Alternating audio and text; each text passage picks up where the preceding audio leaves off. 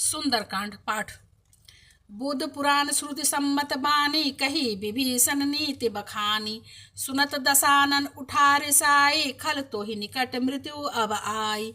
जियसि सदा सठ मोर जियावा, रिपु कर पक्ष मूढ़ तो ही भावा। कहसि न खल अस को जग माही, भुज बल चाही जिता मैं नाही। मम पुर बसि तपिसिन पर प्रीति, सठ मिलु जाई तिन्नि कहु नीति। अस कही किन्निस चरण प्रहारा, अनुज गहे पद बारहि बारा। उमा संत कही बड़ाई, मंद करत जो करहि भलाई। तुम पितु सरिस भले हिन मोहि मारा, राम भजे हित नाथ तुम्हारा। सचिव संग लय नभ पथ गयऊँ, सब ही सुनाई कहत अस भयऊँ। राम सत्य संकल्प प्रभु, सभा काल बस तोरी। मैं रघुबीर शरण अब जाऊं, देहूं जनि खोरी। जय सिया राम।